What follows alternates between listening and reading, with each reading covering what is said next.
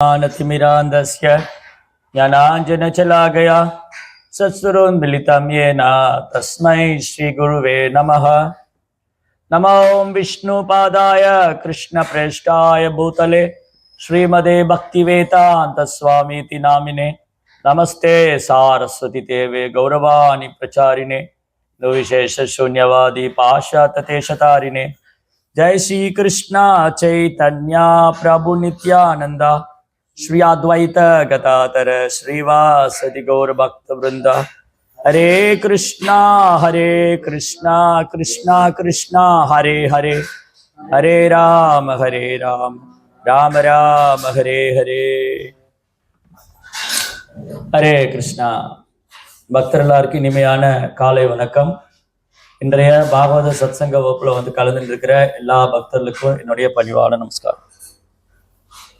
ஸ்ரீமத் பாகவத்தினுடைய 3ஆம் ஸ்கந்தம் 11வது அத்தியாயம் அணுவிலிருந்து தொடங்கும் காலக்கணிதம். இன்னைக்கு படிக்கிற ஸ்லோகம் 35 முதல் 38 வரை.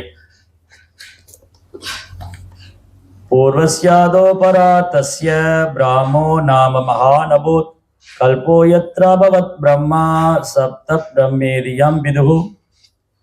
ராமகல்பம் எனப்படும் பிரம்மதேவரின் முதல் பகுதியின் ஆரம்பத்தில் பிரம்மதேவர் தோன்றினார். அப்பொழுது அவருடன் சேர்ந்து வேதங்களும் தோன்றின.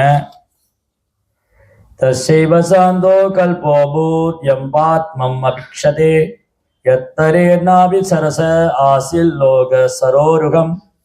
முதல் பிராம கல்பத்தினை அடுத்து வருவது பாத்ம கல்பம் எனப்படும். ஏனென்றால் இந்த கல்பத்திலேயே முழுமுதற் கடவுளான ஹரியின் நாபிச்சொழி என்னும் குலத்திலிருந்து பிரபஞ்ச தாமரையானது வளர்ந்தது.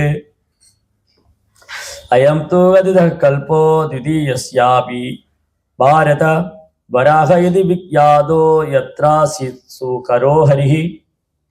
ஓ பரதகுல தோன்றலே, பிரம்மதேவரின் ஆயுளின் 2ஆம் பகுதியின் ஆரம்பம் வராக கல்பம் என்று அழைக்கப்படுகிறது.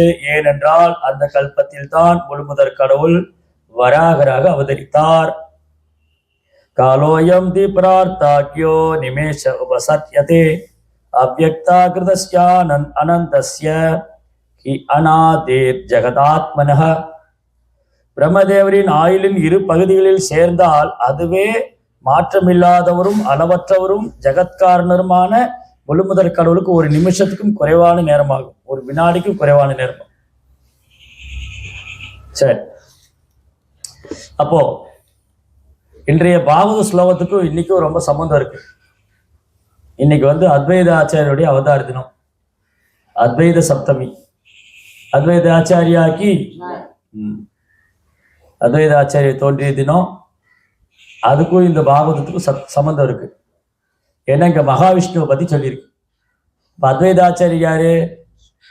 மகாவிஷ்ணுடைய அவதாரம். அத்வைத ஆச்சாரியா, அத்வைத ஆச்சாரியா. பிரபுபாதர் இந்த வார்த்தையை 2ஆ பிரிப்பார். அத்வைத ஆச்சாரியா, அத்வைதா அப்படின்னா ஒரு பகவான்ல இருந்து வேறானவர் அல்ல. அத்வைதர் பகவான்ல இருந்து வேறானவர் அல்ல. ஏன் அவர் பகவான்ல இருந்து வேறானவர் இல்ல? அவர் விஷ்ணு தத்துவம், அத்வைதா. ஆனா பெரும்பாலும் மாயாவாதிகளை பொறுத்த வரைக்கும் அவங்கள அத்வைத கொள்கையை பேசுறதுனால தங்களே கடவுள்ல இருந்து வேறானவர் இல்லைன்னு நினைக்கிறேன். ஸோ மாயாவாதிகளுடைய கூற்று இங்க பொருந்தாது. அவங்க பேசுற அத்வைதம் வேற, இங்க சொல்லியிருக்கிற அத்வைதம் வேற. இப்ப நம்ம சொன்ன அத்வைதம் வேற, அவங்க சொன்ன அத்வைதம் வேற. மாயாவாதி என்ன நினைக்கிறாங்க? சர்வம் கலோயிதம் பிரம்மம், எல்லா பிரம்மத்தில் தொடங்குது, எல்லா பிரம்மத்துல முடியுது. அகம் பிரம்மாஸ்மி, நானும் பிரம்மத்திட்ட இருந்தா வந்தேன், நானும் பிரம்மந்தான், அந்த பிரம்மந்தான் சத்தியம், பிரம்ம சத்தியம் ஜெகன் மித்யா, அந்த பிரம்மந்தான் உண்மை, இந்த உலகம் பொய். அதனால இவங்க அந்த அத்வைதவாதிகள் என்ன நினைக்கிறாங்க? கடவுளுக்கு உருவம் கிடையாது, அவருக்கு உணர்வு கிடையாது, ஒண்ணுமே கிடையாது, அவர் ஒரு உருவமற்றவர், ஆத்மாவுக்கு உருவம் கிடையாது, அதனால இந்த ஆத்மா உடலை விட்டது அந்த உருவமற்றதோடு ஒன்றாயிரும். இதுதான் அத்வைத கொள்கை. அப்ப அத்வைதிகள் தங்களை தவறா ரெப்ரசன்ட் பண்ணிக்கிறாங்க. அதனால பிரம்மா என்ன பிரார்த்தனை பண்றார் பாகவதத்துல? என்னே அரவிந்தா கவிமுக்த மானினா தையஸ்து பாபா அபிசுத்த புத்தியா. ஆரூக்க கிருச்சேன பதம் பதந்தியத அநாதிருத ஜூஷ்டு அங்கீனம். பிரம்மா என்ன சொல்றாரு, பகவானுடைய ரூபத்தை ஏற்றுக்கொள்ளாதவங்க, அவங்க தன்னை பண்டிதனை நினைச்சுக்கிட்டா கூட அவங்க புத்தி சுத்தமா இல்லை, விமுக்தமானி. பிரபுபா என்ன சொல்வார், விமுக்தமானினா ரொம்ப பெரிய பண்டிதன் நினச்சிக்கிறது. நான் நிறைய வேதம்லாம் படிச்சிருக்கேன், எனக்கு 4 வேதம் தெரியும், உபநிஷத்துக்கெல்லாம் கரைச்சி குடிச்சிருக்கேன், இப்படிலாம் சொல்லிட்டு இருக்கிறவங்க இருக்காங்க. இன்னும் அவங்க நினச்சிக்கலாம், நான் உபநிஷத்தெல்லாம் படிச்சுட்டேன், அப்புறம் நான் வேதம் படிச்சுட்டேன், அதனால் பரம்பொருளை நான் உணர்ந்துட்டேன்னு நினைக்கலாம்.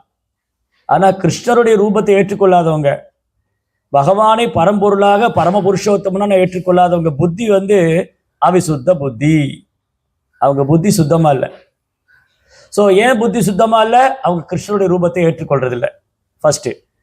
ரெண்டாவது, அவங்க கிருஷ்ணருடைய உருவமற்ற தன்மை பிரம்மஜோதி, அந்த இறைவனுடைய 2 கலந்து விட வேண்டும் என்ற உருவமற்ற தன்மையில போய் இருக்குன்னு நினைக்கிறதுனால அவங்க அந்த பிரம்மஜோதிக்குள்ள போகலாம். அந்த அருவவாதிகள், பிரம்மவாதிகள், மாயாவாதிகள் பிரம்மஜோதிக்கு போகலாம், ஆனா ரொம்ப நாள் அங்க இருக்க முடியாது, திரும்ப வீழ்ச்சி அடைவாங்க. அதனால அந்த அத்வைதம் வேற. இங்க சொன்ன அத்வைதா அவர் பகவான்லேருந்து வேறானவர் அல்ல. ஏன்னா அவர் விஷ்ணு தத்துவம், நாம ஜீவ தத்துவம். நம்ம பகவான்கிட்ட வந்தாலும் பகவான் தான், நாம தான். பரமாத்மா தான், ஜீவாத்மா தான். ஜீவாத்மா ஒரு நாளும் பரமாத்மா ஆயிட முடியாது. தலை குப்புற நின்று யோகா பண்ணாலும் ஜீவாத்மா பரமாத்மா ஆக முடியாது. ஜீவாத்மா தான், பரமாத்மா தான். அன்னைக்கு பேசுறதுன்னா God is God, dog is dog. G O D dog, sorry G O D God, அதை திருப்பி போட்டால் டிஓஜி டாக். அப்போ ஜீவாத்மாவை தலைகுப்புற நின்று திருப்பி போட்டாலும் ஒரு கடவுளாக முடியாது. காட் தான், டாக் தான். ரைட்? ஸோ அப்போ ஆச்சாரியா அது என்னது? அத்வைதா கிருஷ்ணாலேருந்து வேறானவர் அல்ல, அவர் விஷ்ணு தத்துவம், மகாவிஷ்ணு. அப்புறம் ஆச்சாரியா, ஏன் ஆச்சாரியா? அவரு யார் சொல்லி கொடுக்குறாங்களோ, டீச் பண்றாங்களோ, யாரு மக்களை வழி நடத்துறாங்களோ, கிருஷ்ணனு தத்துவங்களை போதிக்கிறாங்களோ, போதிக்க மட்டும் இல்ல அதன்படி வாழ்ந்து காமிக்கிறாங்களோ, அவர் தான் ஆச்சாரியா. அதனால அத்வைத ஆச்சாரியா. ஒரு மகாபிரபு, 2 பிரபு.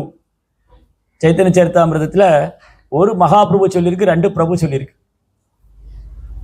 யார் ஒரு மகாபிரபு? சைத்தன்யர் மகாபிரபு, அத்வைதரும் நித்யானந்தரும் பிரபு. மகாபிரபுக்கு சேவை பண்ற பிரபு.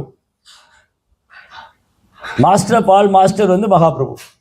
எல்லா பிரபுகளுக்கும் மாஸ்டர் மகாபிரபு. அந்த எல்லா பிரபுக்கும் மாஸ்டரா இருக்கிற மகாபிரபுக்கு சர்வீஸ் பண்ற மாஸ்டர்ஸ் தான் அத்வைத பிரபு, நித்யானந்த பிரபு.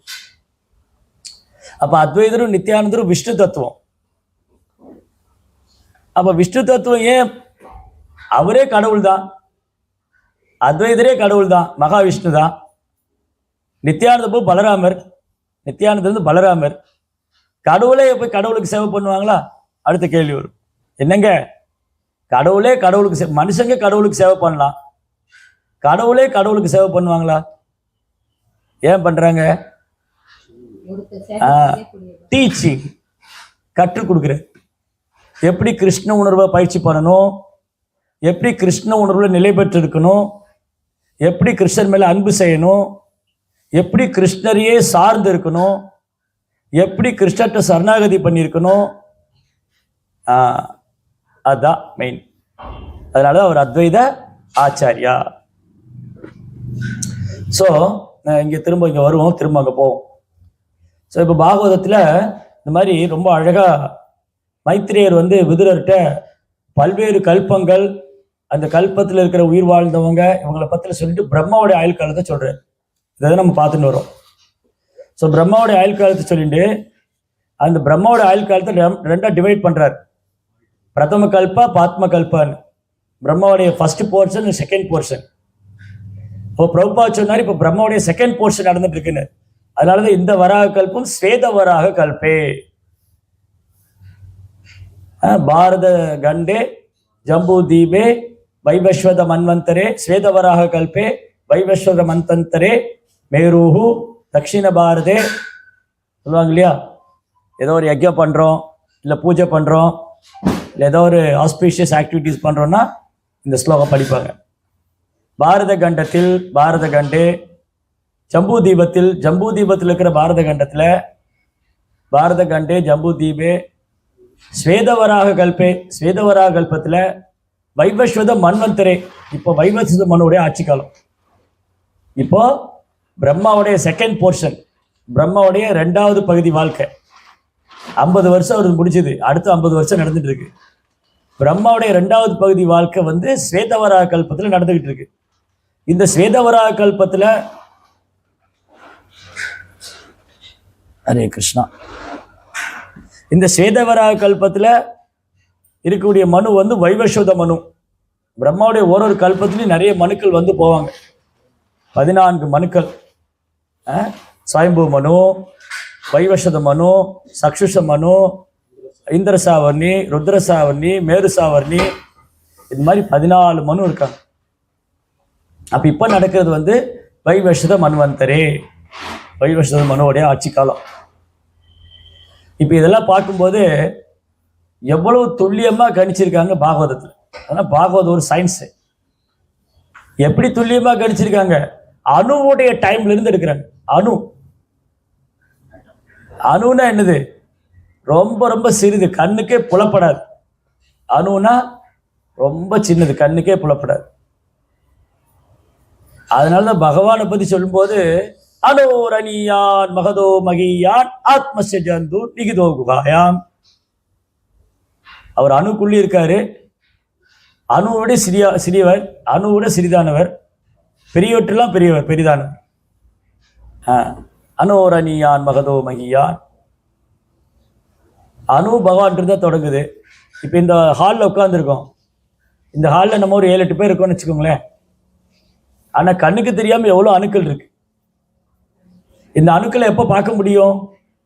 வெயில் அடிக்கும்போது ஜன்னல் வழியாக, இந்த வெயில் உள்ளே வரும்போது வெயில் அடிக்கும் இல்லையா, அப்போ ஜன்னல் வழியாக இல்லை கதவு டோர் வழியாக வெயில் உள்ளே வரும். அந்த அந்த வெளிச்சத்தில் பார்த்தீங்கன்னா நிறைய தூசிகள்லாம் பறக்கும். அந்த தூசிக்குள்ளேயே அணு இருக்கு. அந்த அணுவுக்கு ஒரு டைம் இருக்கு. அதுதான் இவ்வளோ நாள் எக்ஸ்பிளைன் பண்ணிட்டு வராங்க. அணு, அப்புறம் வந்து திரிஷரேணு, அது மாதிரி நிறைய படிச்சுட்டே வந்தோம் இதுக்கு முன்னாடி. முகூர்த்தம், நிமிஷா, நொடி, நிமிஷம், வினாடி, முகூர்த்தம், அதுக்கப்புறம் 24 மணி நேரம், ஒரு நாள், 30 நாள், ஒரு மாதம், 12 மாதம், ஒரு வருஷம். இப்படி அணுவிலிருந்து ஆரம்பித்து எவ்வளோ ஜீவன்களுடைய ஆயுள் காலம், மனுஷங்களுடைய ஆயுள் காலம், தேவர்களுடைய ஆயுள் காலம், இப்போ பிரம்மாவுடைய ஆயுள் காலம். இந்த பிரம்மாவுடைய ஆயுள் காலமே ரொம்ப வினோதமாக இருக்கா? அந்த பிரம்மனுடைய ஆயுள் காலம் பகவான் மகாவிஷ்ணு ஒரு தடவை மூச்சு காற்ற உள்ள இழுத்தா முடிச்சு போச்சு. இப்படி மூச்சு காற்ற அப்படி இழுக்க எவ்வளோ நேரம் ஆயிரும்? ஒரு வினாடியோட கம்மி, ஒரு வினாடியோட கம்மி. இப்போ நம்ம இருக்கோம், நம்ம எவ்வளோ தடவை மூச்சு காற்று உள்ள இழுத்து வெளியே விடுறோன்னு கவுண்ட் பண்ணுறோமா? ஆனால் அதை கவுண்ட் பண்ணால் அதான் நம்ம லைஃப் டைம். நம்முடைய ஆயுள் காலம் வந்து நம்ம சுவாசத்தில் தான் இருக்கு. நீங்கள் எவ்வளோ வருஷமா இருக்கீங்கன்னு கேட்டால், how old are you? I am 46 years old, I am 25 years old. அது கிடையாது. அதே மாதிரி ஒருத்தரை கேட்கும்போது how young are you கேட்கறது இல்லை இல்லையா? யாராவது கேட்கும்போது how young are you கேட்குறாங்க, how old are you. நீ எவ்வளோ இளமையா இருக்குன்னு யாரும் கேட்க மாட்டீங்க, எவ்வளோ முதுமையடைச்சுன்னு நீ எவ்வளோ இளமையா இருக்குன்னு யாரும் கேட்க மாட்டாங்க, எவ்வளோ முதுமை அடைச்சிருக்கேன்னு கேட்பேன். ரைட்? அப்போ நம்முடைய ஆயுள் காலம் வந்து நம்ம சுவாசத்துல தான் இருக்கு.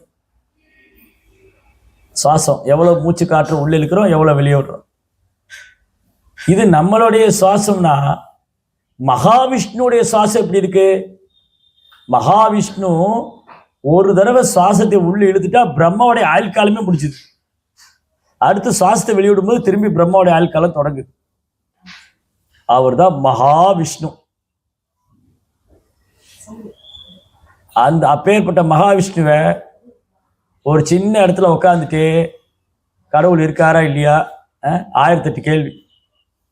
எப்படி பாருங்க, இங்க சொல்லியிருக்கலையே, எஸ்ஐ கணி ஸ்வசித கால மதாவலம்பிய ஜீவந்தி லோம விலதா ஜெகத் அந்தநாதா ஜெகத் அண்டநாதா யசை கணிஸ்வசித கால மதாவலம்பிய ஜீவந்தி லோம விலதா ஜெகத் அண்டநாதா விஷ்ணுர் மகான் சயஷ கலா விசேஷோ கோவிந்தமாதி புருஷம் தமகம் பஜாமி. எண்ணற்ற அண்டங்கள் அவற்றிருந்து வருது. அந்த ஒரு அண்டம் ஒரு பேக்கேஜ் மாதிரி, ஒரு அண்டம் ஒரு பேக்கேஜ். இப்போ நம்ம சம்டைம் 4 புக்கு ஒரு பேக்கேஜாக தருவோம். இந்த 4 புக்கு வாங்கிக்கிங்க 500 ரூபா தான் வரும். 500 ரூபாய்க்கு 4 புக்கு தரீங்களே, அது ஒரு பேக்கேஜாக இருக்கு. அந்த மாதிரி எண்ணற்ற அண்டங்கள். அந்த ஒரு அண்டத்தில் 14 லோகம். ஒரு அண்டம் ஒரு சாம்பிள் எடுத்துக்கிட்டா எண்ணற்ற அண்டங்கள் வானவெளியில் இருக்கு. அந்த அண்டங்கள்ல எங்கிருந்து வருது? மகாவிஷ்ணுவோட ரோம கூபத்திலிருந்து வருது. அதுதான் பிரம்ம சம்ஹிதா. யக்கார் நவா ஜலே பஜதிஸ்மயோக நித்ரம் அனந்த ஜெகதண்ட சரோம கூபா ஆதார சக்தி மவலம்பிய பரம் ஸ்வமூர்த்திம் கோவிந்தமாதி புருஷம் தமகம் பஜாமி. மகாவிஷ்ணுடைய ரோம கூபத்திலிருந்து எண்ணற்ற அண்டங்கள் வருதுன்னா, அந்த எண்ணற்ற அண்டத்துல 14 லோகம் இருக்கு. அதுல ஒரு சாம்பிள் எடுத்தா இப்ப இருக்கிற இந்த ஒரு அண்டம் எடுத்துக்கலாம். இப்ப நம்ம இருக்கிற நம்ம ஒரு அண்டத்துக்குள்ள, நம்ம எல்லாருமே ஒரு அண்டத்துக்குள்ள 14 லோகத்துக்குள்ள பூலோகத்துல இருக்கிறோம். அந்த பூலோகத்துக்குள்ள ஒரு பாரத பூமியில இருக்கோம். பாரத வருஷம், பாரத கண்டம். அந்த பாரதத்தில் இருக்கிறது ஒரு தக்ஷின் பாரதம், தென்னிந்தியா. அந்த தென்னிந்தியாவில் ஒரு பகுதி தமிழ்நாடு. அந்த தமிழ்நாட்டில் ஒரு பகுதி பெரம்பலூர். அந்த பெரம்பலூர் சின்ன கிராமம் செஞ்சேரி. அதுல ஒரு சின்ன இடம் இந்த கோயில். இங்க உட்காந்துட்டு இங்க வந்துட்டு கடவுள் இருக்காரா இல்லையா, கடவுளை பத்தி சொல்லுங்க, உனக்கு என்ன மூளை இருக்கு புரிஞ்சுக்குது இல்லையா? யாராவது இங்க ஆர்கியூ பண்ணலாம். இன்னைக்கு நிறைய பேர் கலியுகத்துல இது வாடிக்கை ஆயிடுச்சு. முன்னெல்லாம் இந்த அளவுக்கு ஆர்கியூமெண்ட் கிடையாது. ஒரு 20-30 வருஷத்துக்கு முன்னாடி, 50 வருஷத்துக்கு முன்னாடி இவ்வளவு ஆர்கியூமெண்ட் கிடையாது. இன்னைக்கு எக்கச்சக்க கடவுள் இருக்காரா இல்லையா, அவர் ஒரு முட்டாள் சொன்னா அவர் இருந்தால் நல்லா இருக்கும், நான் இல்லைன்னு சொல்லலை. அவன் ஒரு பைத்தியம். அந்த பைத்தியம் மற்றவங்களையும் பைத்தியம். கடவுள் இருக்காராலே ஒரு பைத்தியத்திட்டு போய் கேட்டா எப்படி இருக்கு? கடவுளை பத்தி கேட்கணும்னா புத்திசாலிகிட்ட போய் கேட்கணும், பண்டிதர்கள்ட்ட கேட்கணும், பாகவதர்கள்ட்ட கேட்கணும், சாஸ்திரம் படிச்சவங்ககிட்ட போய் கேட்கணும். ஒரு சினிமா நடிகிட்ட போய் கடவுள் இருக்கான்னு கேட்டா அவர் என்ன சொல்லுவாரு?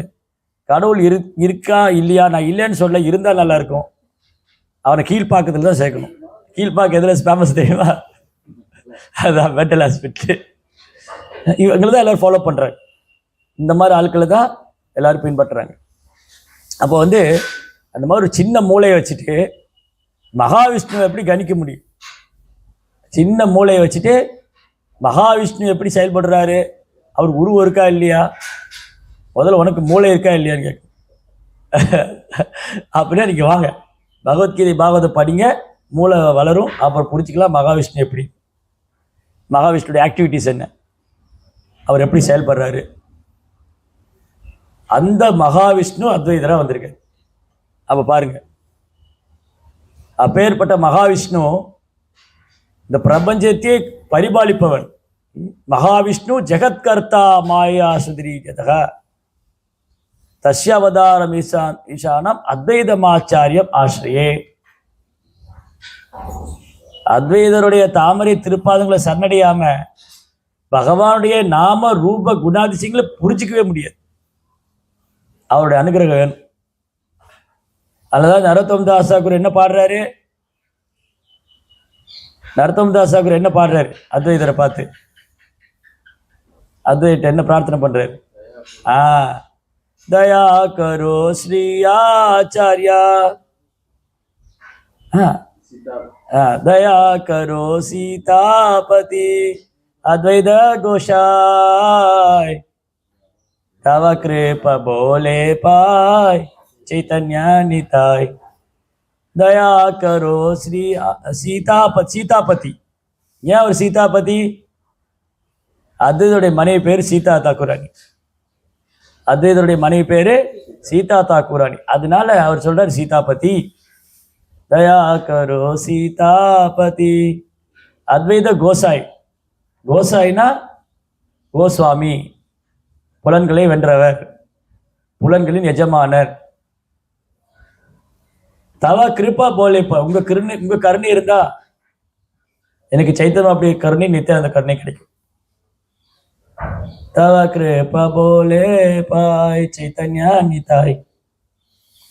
அதனால அத்வைதர் தான் முழுக்க முழுக்க காரணம். சைதன்ய மகாபிரபு இந்த பூமியில அவதாரம் பண்ணு. அத்வைத ஆச்சாரியர் மட்டும் வரலன்னு சொன்னா சைதன்ய மகாபிரபு இந்த பூமிக்கு வந்திருக்க மாட்டார். அத்வைத ஆச்சாரியர் மட்டும் பிரார்த்தனை செய்யலைன்னா சைதன்ய மகாபிரபு வந்திருக்க மாட்டார். பாருங்க, அடுத்தடுத்து வரும். இப்போ அத்வைத சப்தமி, அப்புறம் நித்யானந்த திரையதசி, அப்புறம் கௌர பூர்ணிமா. பகவான் வந்து கிருஷ்ணா வந்து ரொம்ப கருணை வாய்ந்தவர்.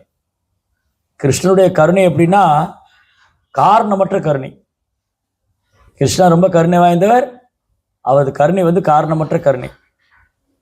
ஏன் கிருஷ்ணனுடைய கருணை காரணமற்ற கருணைன்னு சொல்லியிருக்கு? நகாரணம் கர்ணம் ச வித்ததே.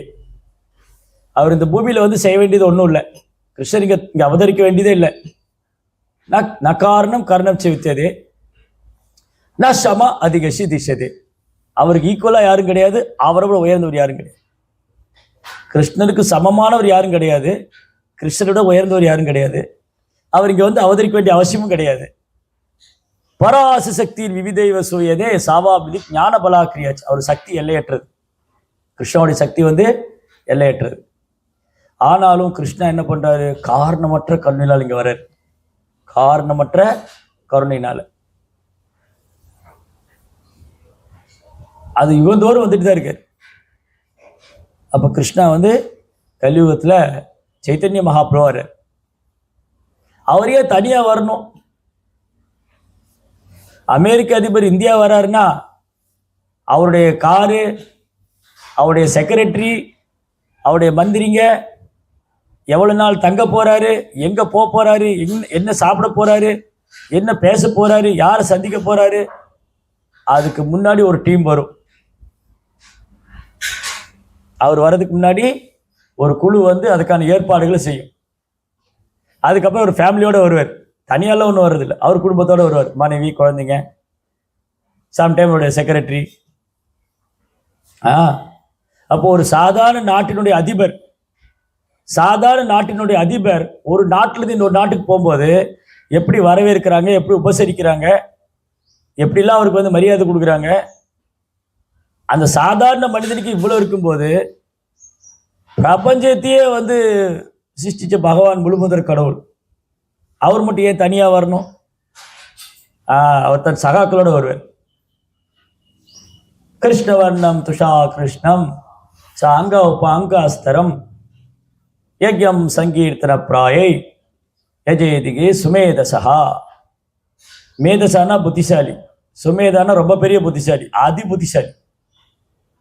அப்ப சாஸ்திரப்படி யார் அதி புத்திசாலின்னா விஞ்ஞானம் படிச்சவங்க இல்லை, பேரளவான so called modern science, modern civilization, இவங்கள ரியல் இன்டெலிஜென்ட். யஜ்யம் சங்கீர்த்தன பிராயை. யாரு சைத்தன்ய மகாபிரபு சங்கீர்த்தனத்துல கலந்துக்கிறாங்களோ அவங்க தான் சுமேதசா, போதுமான அறிவு வச்சிருக்கிறவங்க. அப்போ ஒருவேளை நம்மள பெருமை பண்ணிக்கலாம், பிரபுபாவுடைய கருணையால சங்கீர்த்தன இயக்கத்தில் இருக்கணும். இல்லாட்டி சயின்டிஸ்டா இருந்தால் பைத்தியம் பிடிச்சி தற்கொலை தான் பண்ணிக்கணும். ஆமா, நிறைய சயின்டிஸ்ட் தற்கொலை பண்ணிக்கிறதா சொல்றேன். மூளை குழம்பி போய் பைத்தியமானவங்களும் இருக்காங்க. மூளை குழம்பி போய் பைத்தியமானவங்களும் இருக்காங்க. அதனால கிருஷ்ணவர்ணம், கிருஷ்ணர் தான், ஆனா கருப்பு இல்லை. துஷா கிருஷ்ணம், கிருஷ்ணம்னா கருப்பு, துஷா கிருஷ்ணம் ஆனா கருப்பு இல்லை. தங்கத்தை உருக்கி காய்ச்சிய பொன்னிறம். சரி, எதுக்கு அப்படி வந்தாரு? யஜ்யம் சாங் எப்படி வந்தாரு, யாரோட எல்லாம் வந்தாரு? சாங்க உபாங்க அஸ்திரம்.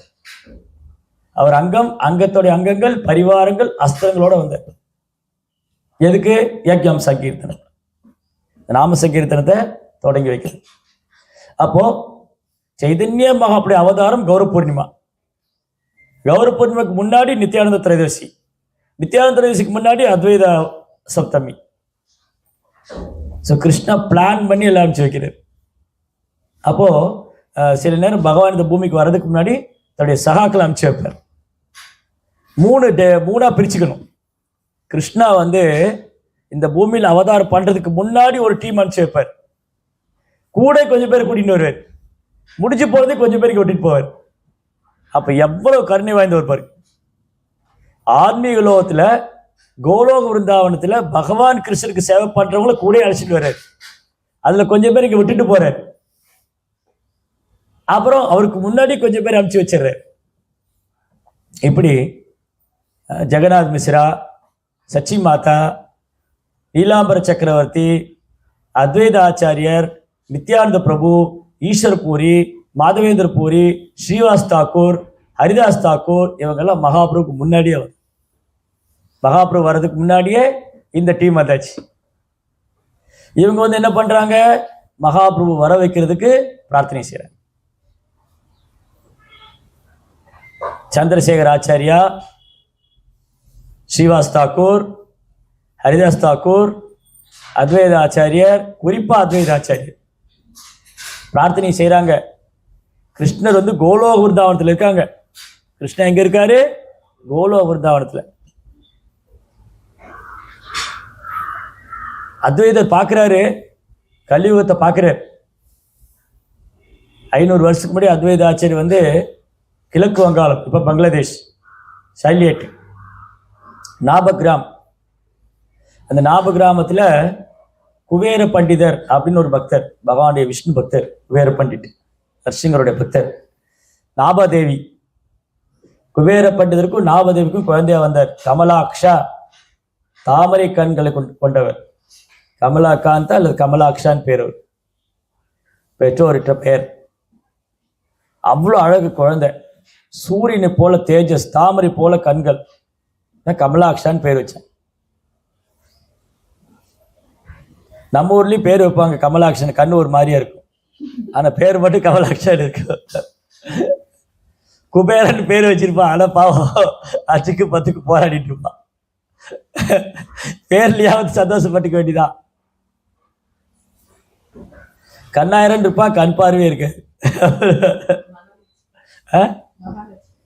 மகாலட்சுமி பேர் வச்சிருப்பாங்க, பாவம் வாழ்க்கை ஃபுல்லாக கஷ்டப்பட்டு.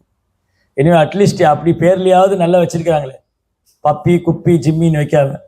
நாய் இப்பெல்லாம் நாய்க்கு வைக்கிற பேர் தான் வைப்பாங்க. சிலர்லாம் பேர் சொன்னா வாயிலே நுழைய மாட்டேங்குது, 4 தடவை கேட்க வேண்டியதா இருக்கு. அதுக்கப்புறம் ஓ இதுதான் பேரா அப்படின்னு. எனிவே, ஸோ என்ன நடந்தது? அத்வைத பிரபு. ஸோ முதல்ல கிருஷ்ணா அத்வைதர் அனுப்பிச்சு வைக்கிறார். அத்வைதர் வந்து சல்லியட் கிராமத்தில், சல்லியட் அங்கே பங்களாதேஷ், இப்போ பங்களாதேஷ் அது ரொம்ப புண்ணியமான ஸ்தலம். ஆனால் இன்னைக்கு வந்து கொடூரவாதியோட ஸ்தலமாக மாறிடுச்சு. 500 வருஷத்துக்கு முன்னாடி பங்களாதேஷ் வந்து ஈஸ்ட் பெங்கால், கிழக்கு வங்காளம், ஆகச்சிறந்த வைஷ்ணவ ஆச்சாரியர் தோன்றிய ஸ்தலம். புண்ட்ரீக் வித்யாநிதி, 2 நாளைக்கு முன்னாடி பேசியிருந்தோம். புண்ட்ரீக் வித்யாநிதி, ஸ்ரீவாஸ் தாக்கூர், ஹரிதாஸ் தாக்கூர், முகுந்த தத்தா, நரத்தம் தாஸ் தாக்கூர், எவ்வளோ பேர். நம்ம சம்பிரதாயத்தில் பெரும்பாலான ஆச்சரியர் வந்து அங்கே கிழக்கு வங்காளம், பங்களாதேஷ்ல தான் தோன்றியிருந்தார். ஒரு காலத்தில் ரொம்ப அந்த புனிதம் இருக்கு. இப்போவும் கொஞ்சம் வைஷ்ணவர் இருக்காங்க, பக்தி பண்றாங்க. ஆனால் கலியினுடைய இன்ஃப்ளூயன்ஸ்னால, கலியினுடைய தாக்கத்தினால நிறைய கொடூரமான குணம் உள்ளவங்க அதிகமாயிட்டு இருக்கு. கொடூர குணம் படித்தவங்க, அசுரத்தன்மை உள்ளவங்க, ஆசிரியின் பாவம் ஆசிரியர். மக்கள் வந்து அறியாமையில பிரபுபார் சொல்ற மாதிரி தன் இந்த உடலோட அடையாளப்படுத்திட்டு இனம் மதம் மொழின்னு சண்டை போட்டுருக்காங்க. மொழிக்காக சண்டை போடுறவங்க, இனத்துக்காக சண்டை போடுறவங்க, மதத்துக்காக சண்டை போடுறவங்க. ஆனா ஒண்ணுமே இல்லை, கொஞ்ச நாள் செத்து போயிடும். சண்டை போட்டு செத்து போனதுல இப்போ ஒரு மத கலவரம் நடக்குதுன்னா 2 பேரும் அடிச்சு செத்து போனா அதுல பிளட் அங்க ஓடும். இதுல யார் பிளட்னு சொல்ல முடியும்? இது முஸ்லீமோட பிளட்டா, இந்துவோட பிளட்டா? அந்த அளவுக்கு தான் நாலேஜ் இருக்கு. அப்ப கிருஷ்ண உணர்வற்ற சமுதாயம் இப்படிதான் இருக்கு. இறை உணர்வற்ற சமுதாயம் மதம்ங்கிற பேர்ல இந்த மாதிரி தான் பண்ணுவோம். இது கலியுகத்துடைய இன்ஃப்ளூயன்ஸ், கலியினுடைய தாக்கம். எனிவே, ஸோ என்னாச்சு, ஈஸ்ட் பெங்காலில் குபேர பண்டிதருக்கும் நாபதேவிக்கும் அத்வைதர் குழந்தையா வந்தார், கமலாக்ஷன். அதுக்கப்புறம் கொஞ்ச நாள் அவங்க வந்து மேற்கு வங்காளத்துக்கு ஷிஃப்ட் ஆயிட்டாங்க. சாந்திப்பூர், மேற்கு வங்காளத்தில் சாந்திப்பூர். அப்போ அத்வைத பிரபுக்கு 2 வீடு இருந்தது. ஒன்று சாந்திப்பூர்ல இருந்தது, இன்னொன்று நவதீப்ல. 2 வீடு இருக்கு. அத்வைத பிரபு வந்து ஒரு குடும்பஸ்தராக இருந்தார். அவருக்கு 2 மனைவி இருந்தாங்க, சீதா தாக்கூராணி, ஸ்ரீதேவி. சீதா தேவி, ஸ்ரீதேவி, 2 ஒய்ஃப். சரி, அத்வைத பிரபு அவர் பார்க்கிறார். சைத்தன்ய பாகவதத்துல அத்வைதர் பார்த்தாரு கலியுகம் எப்படி இருந்ததுன்னு வர்ணிச்சிருக்கு. கலியுகத்துல எல்லாரும் பௌதிக ஆசை உள்ளவங்களாகவும் புலன்புமே பிரதானம்னு வாழ்றவங்களாகவும் ஆன்மீகங்கிற பேர்ல ஏதேதோ சமய சடங்குகளை பண்ணி அறியாமையில மூடத்தனமா வாழ்ந்துட்டு இருக்கிறவங்களாகவும், ஒரு சிலர் புலன்பத்தில், ஒரு சிலர் பெரும்பாலும் மக்கள் வந்து புலன்பத்தில் மூழ்கி இருக்கிறவங்களாகவும், சண்டை சச்சரவு, நிம்மதி இல்லை, கலவரம், மன உளைச்சல், இப்படி நிறைய பார்க்குறாரு. அதுக்கப்புறம் சரி இப்படிதான் மக்கள் இருக்காங்கன்னு பார்த்தா படித்தவங்க கூட அப்படிதான் இருக்காங்க. பெரிய பெரிய வேதம் படித்தவங்க பண்டிதர்கள்லாம் அந்த வேதத்தோட நோக்கத்தை விட்டுட்டாங்க. வேதம் படித்த நோக்கம் என்னது? வேதைச சர்வை அகமேவ வேத்தியோ. வேதத்துடைய நோக்கம் கிருஷ்ணரை அடைவது, கிருஷ்ணரை உணர்வது, கிருஷ்ணரை திருப்திப்படுத்துறது. ஆனால் வேதம் படிச்சிருக்காங்க, ஆனால் பலநோக்கு கர்மத்தில் ஈடுபடுறாங்க. இந்த யாகம் பண்ணலாமா, அந்த யாகம் பண்ணலாமா, இந்த பூஜை பண்ணலாமா, எனக்கு எந்த பலன் கிடைக்கும், எனக்கு செல்வம் கிடைக்குமா, பேர் கிடைக்குமா, புகழ் கிடைக்குமா, அதுக்காக என்னென்ன பூஜைகள் செய்யலாம், என்னென்ன யாகங்கள் பண்ணலாம், எந்த தேவதையை வழிபடலாம். இப்படி பண்டிதர்கள், வேத விற்பனர்கள் அவங்க கூட என்ன ஆயிட்டாங்க? வேதத்துடைய நோக்கத்தை விட்டுட்டாங்க. வேதத்தோட நோக்கத்தை விட்டுட்டு பேரளவான அந்த பலநோக்கு கர்மத்தில் ஈடுபடுறாங்க. இந்த மாதிரி நிறைய விஷயங்களை பார்க்குறாரு. அப்போ அத்வைதர் நினைக்கிறாரு, கலியுகத்தில் மக்கள் இவ்வளவு மோசமாயிட்டாங்க, படித்த பண்டிதர்கள், விற்பனர், வேத விற்பனர்கள் கூட கிருஷ்ணரை வழிபடுறதில்லை. அப்படி இருக்கும்போது சாதாரண மக்களை சொல்ல என்ன இருக்கு? அவங்களும் கிருஷ்ணரை சரணடையில. பகவான் யுகந்தோறும் அவதரிக்கிறாரு. எப்பெல்லாம் மக்கள் வந்து பக்தி மார்க்கத்துட்டு விலகுறாங்களோ, எப்பெல்லாம் மக்கள் வந்து பக்தி மார்க்கத்துட்டு விலகுறாங்களோ அதை திரும்ப ஸ்தாபனம் பண்றாரு. அவர் ராமச்சந்திர பிரபுவா வந்தாரு, அவர் கிருஷ்ணச்சந்திரா வந்தாரு. அந்த ராமச்சந்திரனும் கிருஷ்ணச்சந்திரனும் கலியுகத்துல வரணும், அவர் கௌரச்சந்திரனா வரணும். அப்ப கிருஷ்ணர் இங்க பூமியில அவதரிக்கணும், கிருஷ்ணா வந்து பூமியில தோன்றணும். கலியுகத்துல மக்களை விடுவிக்கிறது அவரால் தான் முடியும். அத்வைத ஆச்சாரியாலே முடியும், அத்வைத ஆச்சாரியாலே முடியும். அவராலே கிருஷ்ணர், அவர் மகாவிஷ்ணு தான். ஆனா அவர் என்ன விரும்புறாரு? கிருஷ்ணர் வரணும். அவரு பகவான் தான். ஆனா அவர் எதுக்காக வந்திருக்காரு? பகவானுக்கு சேவை பண்றதுக்காக. அவர் அத்வைதரால் விடுவிக்க முடியாதானே? அத்வைதரால விடுவிக்க முடியும், நித்யானந்தரால விடுவிக்க முடியும். ஏன்னா அவங்க பகவான் தான். ஆனாலும் அவர் கிருஷ்ணர் இந்த பூமியில வரணும். அவரே வந்து கலியுக மக்களை அவங்களுக்கெல்லாம் கிருஷ்ண உணர்வு கொடுக்கணும், கிருஷ்ண பிரேமம் கொடுக்கணும் அப்படின்னு அத்வைதர் பிரார்த்தனை பண்றாரு. அந்த இடம் ஒன்று இருக்கு அங்க பெங்கால்ல. அத்வைதர் வந்து கங்கை கரையில, அது வந்து ஏதோ இன்னொரு பேர் வரும், பேர் மறந்துட்டேன், கோயிலாவோ பொயிலாவோ இன்னொரு பேர் வரும், பொயிலாவோ என்னமோ. அந்த கிராமம் கங்கை கரையில அத்வைதர் வந்து சாலக்கிராம் விக்கிரகம். சாலக்கிராம் விக்கிரகத்துக்கு சாஸ்திரத்தில் என்ன சொல்லியிருக்கு? யார் ஒருத்தர் வந்து தினமும் சாலக்கிராம் விக்கிரகத்தை பூஜை பண்ணி துளசி இலையை அர்ப்பணிச்சு கங்கை தீர்த்து அர்ப்பணிக்கிறாங்களோ அவங்க விருப்பத்தை பகவான் பூர்த்தி செய்வார், பகவான் திருப்தி அடைவார். அத்வைதருடைய விருப்பம் என்னது? சாலக்கிராம் வழிபட்டு வந்து பௌதிக இதில் முன்னேற்றம் அடையணும் இல்லை, அவர் பகவான் இங்க வர வைக்கணும். கர்ஜிக்கிறாராம் சைத்தன்ய சரித்தாமிரத்தில் இருக்கு. சைத்தன்ய சரித்தாமிரத்துல அத்வைதர் வந்து சிங்க குரல்ல கர்ஜிக்கிறார், கூப்பிடுறாரு கிருஷ்ணாவை. கிருஷ்ணா கிருஷ்ணா நீங்க வாங்க இங்க. அதாவது கங்கை கரையில் உட்காந்துட்டு சாலக்கிராம் விக்கிரகத்துக்கு துளசி இலை அர்ப்பணிச்சு கங்கை தீர்த்தம் வந்து அபிஷேகம் பண்ணி 2 கை மேல உயர்த்தி ஹரே கிருஷ்ணா கிருஷ்ண கிருஷ்ணா ஹரே ஹரே ஹரே ராம் ராம் ராம் ஹரே ஹரே. அத்வைதர் இன்வைட் பண்றார், அத்வைதர் கூப்பிடுறார், அழைக்கிறார். பகவான் வாங்க, சீக்கிரம் அவதாரம் பண்ணுங்க, கலியுக மக்களை கடத்தேற்றுங்க, எல்லாருக்கும் கிருஷ்ண பிரேமம் கொடுங்க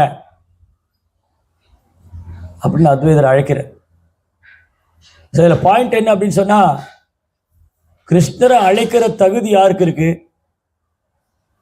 யாருடைய அழைப்பை கிருஷ்ணர் கேட்பாரு? யார் கூப்பிட்டா உடனே கிருஷ்ணர் வருவார்? தூய பக்தர்கள், ஆச்சாரி. இப்போ கோயிலில் விக்கிரகம் இருக்கு, அந்த விக்கிரகம் எல்லாம் கடவுளாக இப்போ வந்து வெளியில வந்து நிறைய விக்கிரகம் செய்வாங்க கடைகளில். மார்பிளில் நிறைய விக்கிரகம் செய்கிறாங்க, மரத்தில் விக்கிரகம் செய்வாங்க, ஐம்பொன்னில் செய்வாங்க. அந்த விக்கிரகங்கள்லாம் பகவான் ஆகிட முடியாது. கும்பகோணத்தில் போனால் ஐம்பொன்னில் நிறைய விக்கிரகம் செய்வாங்க. அந்த ஐம்பொன் விக்கிரகம்லாம் கிருஷ்ணர் ஆகிட முடியாது, பெருமாள் ஆகிட முடியாது, கடவுள் ஆகிட முடியாது. ராஜஸ்தானில் போனால் நிறைய மார்பிளில் விக்கிரகம் பண்ணுறாங்க. அந்த மார்பிளில் பண்ணுற விக்கிரகம்லாம் கடவுள் ஆகிடாது. அந்த விக்கிரகத்தில் பகவான் எழுந்தருளணும், பகவான் நம்மளை ஆசீர்வதிக்கணும், பகவான் நம்ம சேவை ஏற்றுக்கொள்ளணும். அப்போ அந்த சக்தி யார்கிட்ட இருக்கு? ஆச்சாரியன்கிட்ட இருக்கு, குருகிட்ட இருக்கு, ஒரு தூய பக்தர்கிட்ட இருக்கு. அதான் பிரபுபா சொல்ற உதாரணம் வந்து, சகப்பு பெட்டியெல்லாம் போஸ்ட் பாக்ஸ் ஆகிடாது இல்லையா? சகப்பு பெட்டியெல்லாம் போஸ்ட் பாக்ஸ் ஆகிடாது. அதில் வந்து எழுதியிருக்கணும் போஸ்ட் பாக்ஸ். அது கவர்மெண்ட்டோடைய ISI முத்திரை இருக்கு, கவர்மெண்ட்டோடைய அந்த சீல் இருக்கு. இன்னைக்கு போஸ்ட் பாக்ஸ் எல்லாம் போயிடுச்சுல, வாட்ஸ்அப் மெசேஜ் ஆயிடுச்சு. அன்றைக்கி வந்து லெட்டர் போடணும். அன்புள்ள தாத்தா பாட்டிக்கு நான் இங்கே நலம், நீங்கள் அங்கே நலமா, வேலைக்கு மாத்திரை சாப்பிட்றீங்களா, உடம்பு எப்படி இருக்குது, நான் லீவ் விட்டா ஊருக்கு வரேன், எனக்காக பிரார்த்தனை பண்ணுங்க, இப்படிலாம் எழுதணும்.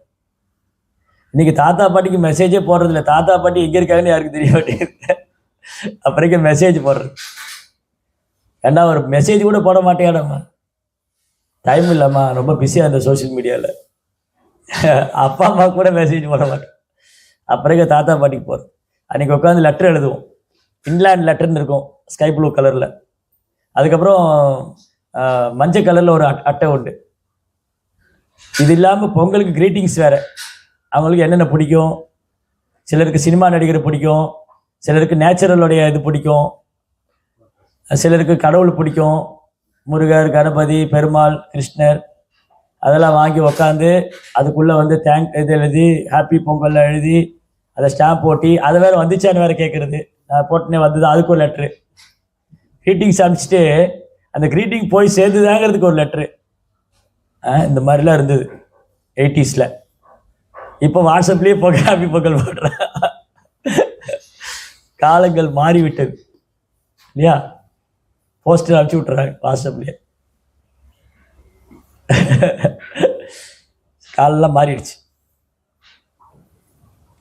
அந்த காலத்தில் டெலகிராம் வந்தால் பயந்துக்குவாங்க, ஐயோ தந்தி வந்துருச்சு, யாரும் செத்து போயிட்டாங்களோ. சிலப்போ தந்தியில் கூட நல்ல மெசேஜெல்லாம் அனுப்பலாம், ஹாப்பி பர்த்டே அனுப்பலாம். ஹாப்பி பர்த்டேன்னு தந்தியில் அனுப்பிச்சா அவன் பயந்துருவான், ஐயோ என்னடா அது தந்தி வந்துருக்குற, அவரை பார்த்தா பர்த்டே மெசேஜ் அனுப்பிச்சிருப்பான். அடப்பாங்க, அதுக்கே தந்தி பர்த்டே சொல்லுவான்.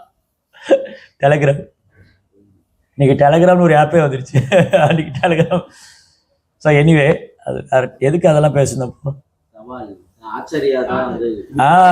இல்லையா? போஸ்ட் பாக்ஸில் போய் எங்கெல்லாம் போயிடுச்சு. இப்போ போஸ்ட் பாக்ஸே எடுத்துட்டாங்க போல கவர்மெண்ட்ல இருந்து இல்லையா? ஸோ ப்ரோப்பா என்ன சொல்றாரு, அரசாங்க முத்திரை உள்ளதான் போஸ்ட் பாக்ஸ். நான் ஒரு லெட்டர் எழுதிட்டு ஏதோ சவப்பட்டியில் போட்டால் போகாது, அரசாங்க முத்திரைகளை போட்டால் அது போஸ்ட் பாக்ஸில் போய் போஸ்ட்மேன் போய் டெலிவரி பண்ணும். அப்போது அது வந்து ரெக்கக்னைஸ், அத்தரைஸ்டு, கவர்மெண்ட் அரசாங்கத்தால் அங்கீகரிக்கப்பட்ட போஸ்ட் பாக்ஸ். அப்புறம் போஸ்ட்மேன் இருக்கா, அவர் போய் டெலிவரி பண்ணுறாரு. போஸ்ட்மேன் என்ன பண்ணுறாரு, நான் கொடுக்குற செய்தியை உங்கள்கிட்ட கொண்டு சேர்க்குறேன்.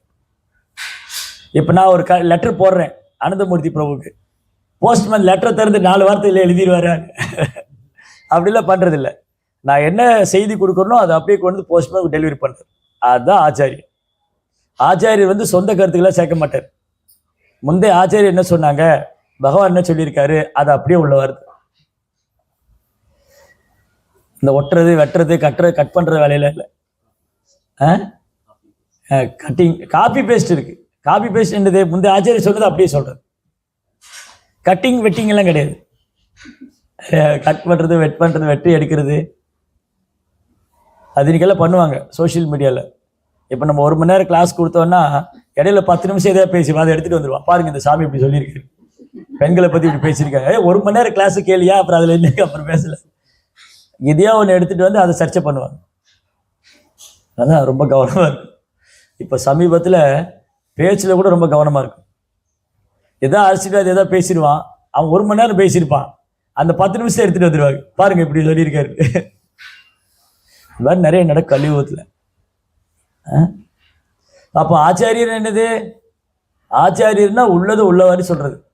முந்தைய ஆச்சாரியர் following previous acharya, following parampara and following Krishna. கிருஷ்ணர் என்ன சொன்னாரு, அதுக்கப்புறம் பரம்பரா என்ன சொல்லியிருக்கு, முந்தைய ஆச்சாரியர் என்ன சொல்லியிருக்கா, அது உள்ளவாறு சொல்றது. அவர் ஆச்சாரியர்னா பகவானால் சக்தி அளிக்கப்பட்டவர். அதனால அவர் தான் பகவானை கொடுக்க முடியும். கிருஷ்ணா சே தோமாரா கிருஷ்ணா திதே பாரோ தோமாரே சகத்தி ஆச்சே ஆமி தோ கங்காலா கிருஷ்ணா கிருஷ்ணா போலே தாய் தவ பாய்ச்சே பாய்ச்சே. ஓ வைஷ்ணவ தாக்கூரரே, கிருஷ்ணா உங்களுக்கு சொந்தமானவர், கிருஷ்ணர் உங்களுடையவர், நீங்க தான் கிருஷ்ணரை கொடுக்க முடியும். அதனால உங்க பின்னாடி அழுதுண்டே ஓடி வர, கிருஷ்ணரை கொடுங்க கிருஷ்ணரை கொடுங்க. இன்னைக்கு மக்கள் எப்படி ஓடுறாங்க, பணம் கொடுங்க பணம் கொடுங்கன்னு ஓடுறாங்க, அழுதுட்டே ஓடுறாங்க, பணம் கிடைக்குமா பணம் கிடைக்குமா. வைஷ்ணவ தாக்கூர் பின்னாடி எப்படி ஓடணும், கிருஷ்ணாவை கொடுங்க கிருஷ்ணாவை கொடுங்கன்னு ஓடணும். அதனால கிருஷ்ணரை யார் கொடுக்க முடியும்?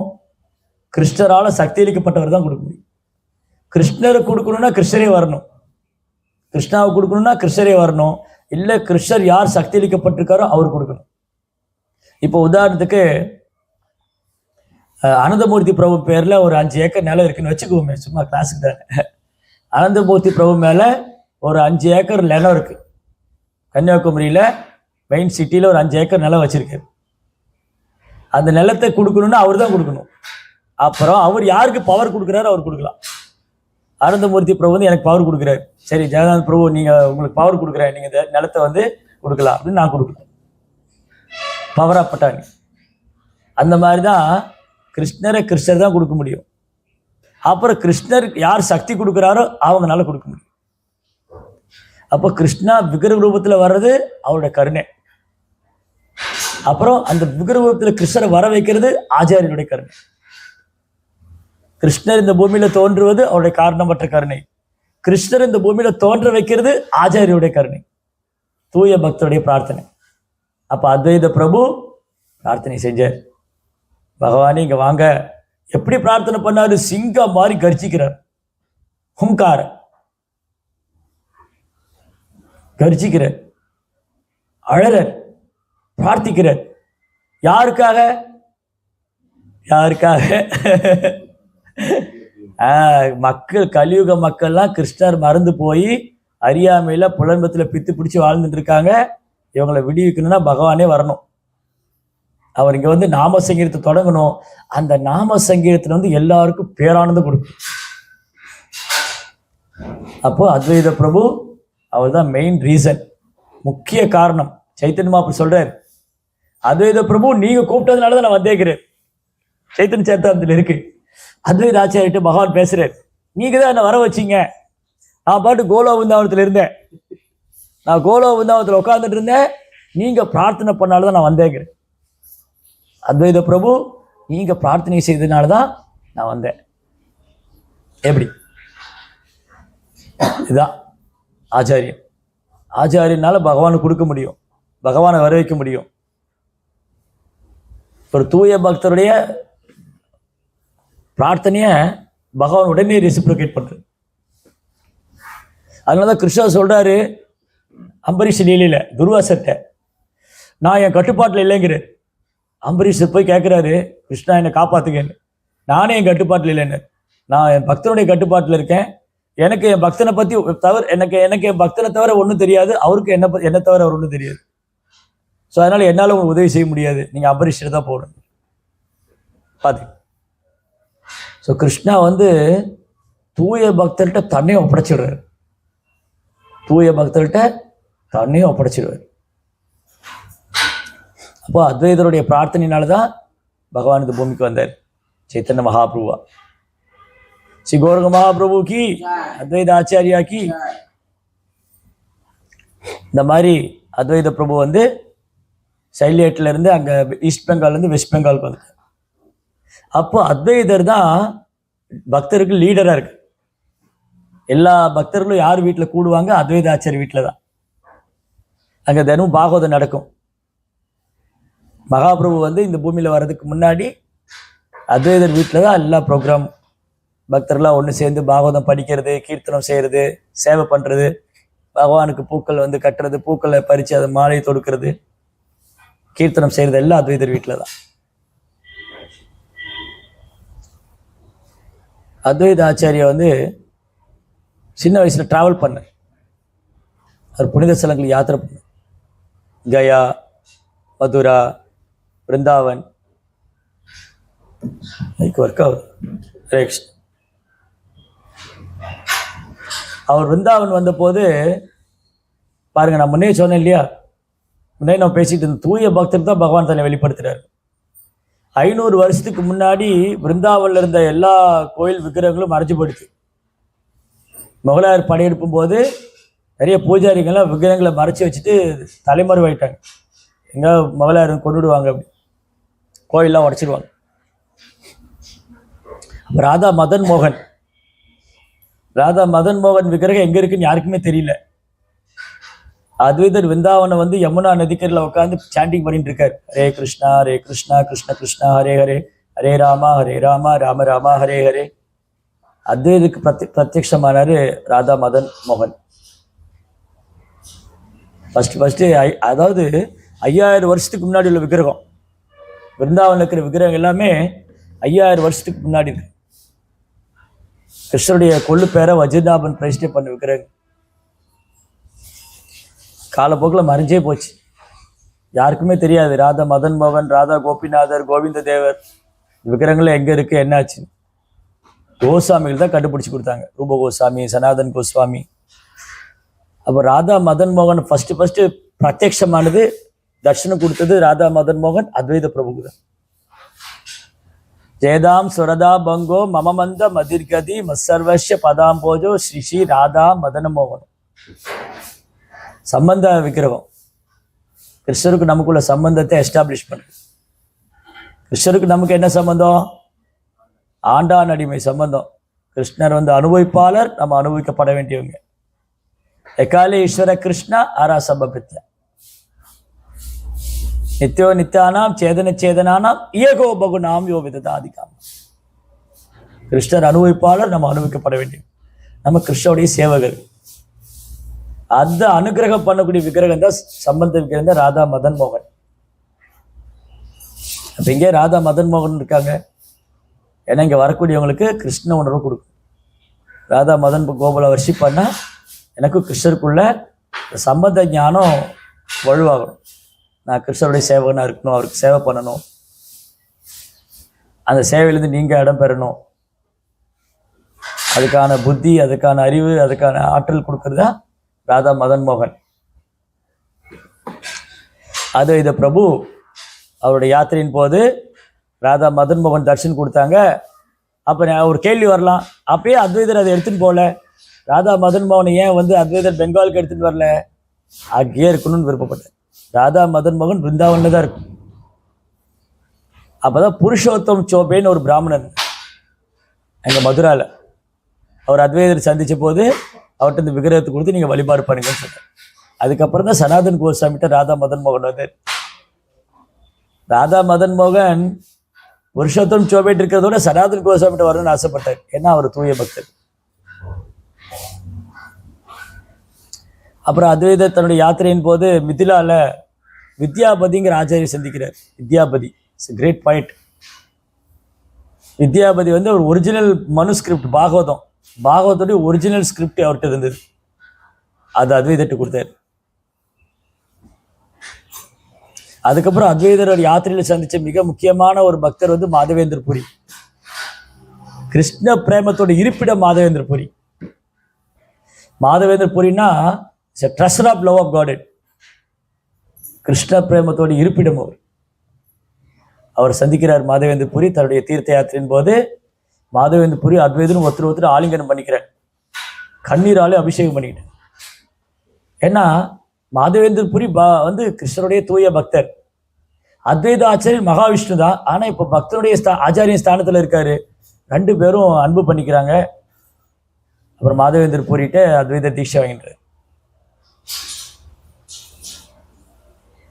அத்வைதனுடைய ஆச்சாரியர் வந்து மாதவேந்திர புரி. மாதவேந்திர புரி காட் பிரதர் தான் ஈஸ்வரபுரி.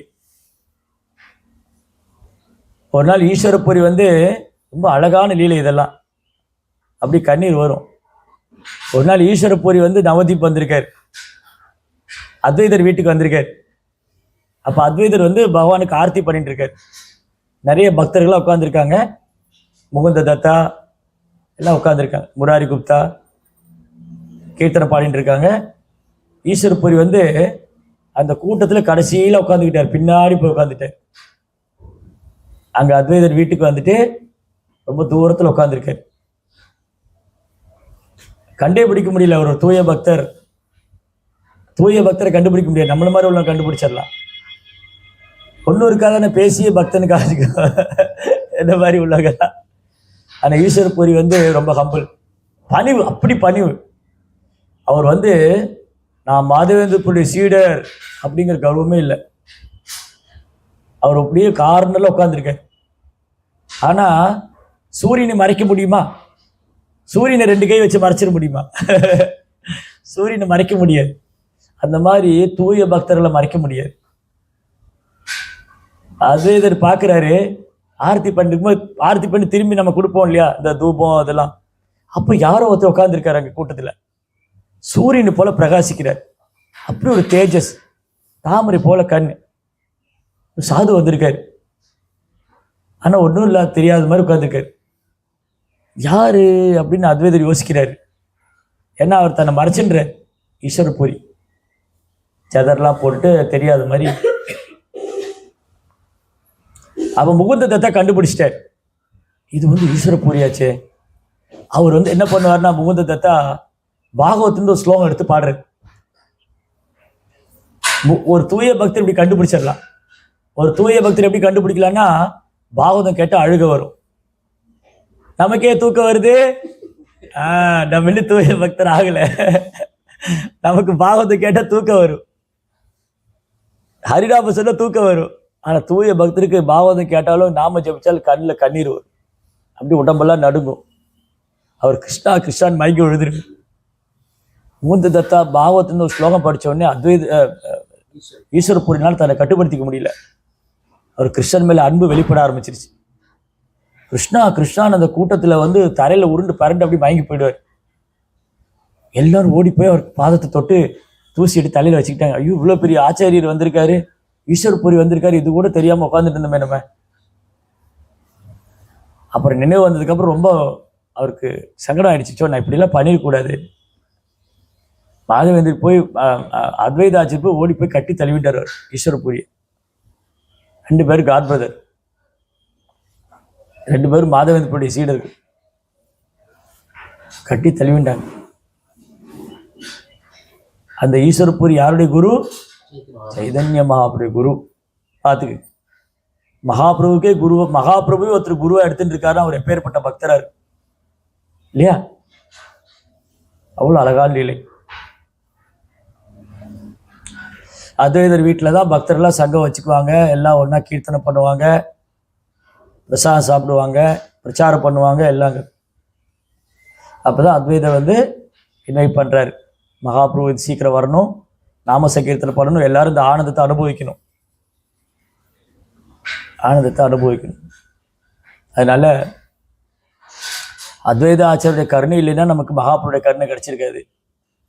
மகாபுருடைய கருணை இல்லைன்னா நமக்கு ராதாகிருஷ்ணன் மேலே பக்தி என்னன்னு தெரியாது. மகாபுருடைய கருணையில தான் பிரபுபாதர் மாதிரி ஆச்சாரியர் நமக்கு கிடைச்சிருக்காரு. பிரபுபாதர் கிடைக்கல நமக்கு அத்வைதரை பற்றியும் தெரியாது. இன்னைக்கு அத்வைதரை பற்றி பேசுகிறோன்னா எவ்வளோ பேருக்கு தெரியும்?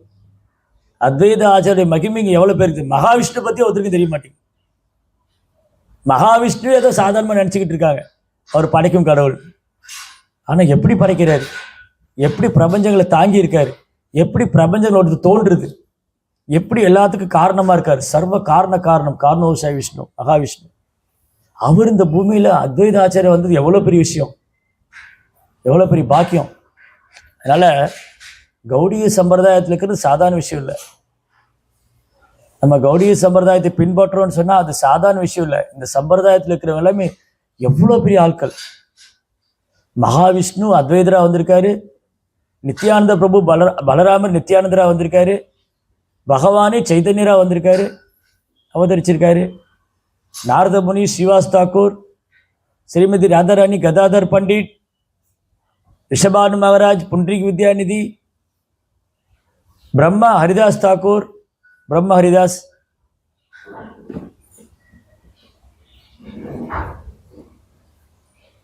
பாருங்க. ராமானந்தராயர் லலிதா விசாக சகி, ஸ்வரூப் தாமோதர் லலிதா சகி, எவ்வளோ பேர்.